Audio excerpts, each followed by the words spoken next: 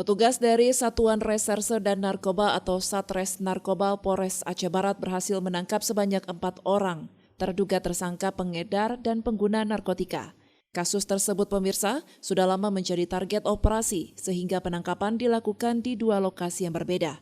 Berdasarkan informasi yang diperoleh dari warga bahwa di wilayah tersebut sering terjadi penyalahgunaan atau jual beli narkoba. Untuk penangkapan tersangka pertama yang berinisial AM dan SR dilakukan waktu subuh pada 7 Juni di Desa Suak Semasih, Kecamatan Samatiga, keduanya merupakan warga desa setempat. Sementara itu, dari hasil pengembangan, petugas kembali menangkap 2 orang tersangka lainnya, yakni TI dan NM.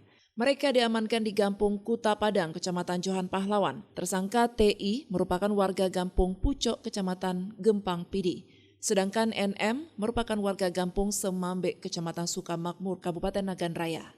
Dari tangan tersangka, petugas mengamankan barang bukti berupa narkoba jenis sabu sebanyak 11 bungkus dalam plastik bening berukuran kecil, timbangan digital, dan kaca Pirex atau alat hisap bong. Hari Rabu tanggal 7 Juni 2023 sekitar pukul 5.15 WIB yaitu subuh, kami telah mengamankan 4 orang tersangka yang ada di belakang dalam hal penyalahgunaan narkoba. Untuk TKP pertama kita menemukan 2 orang. Dari TKP kita temukan ada 11 bungkus plastik putih kecil yang diduga juga berisikan narkoba jenis sabu seberat 15 gram. Dengan alat bantu lain seperti timbangan digital yang bersama-sama kita lihat, kaca-kaca pireknya. Terus selanjutnya dari pemeriksaan awal terhadap kedua tersangka ini, selanjutnya kita melakukan pengembangan pada hari itu juga. Setelah kita melakukan pengembangan dan kita berhasil mengamankan 2 orang tersebut, dan kita menanyakan tentang keterhubungan dengan barang bukti yang pertama dan saling berkaitan. Beda TKP. Untuk di TKP kedua, TKP-nya di Kuta Padang.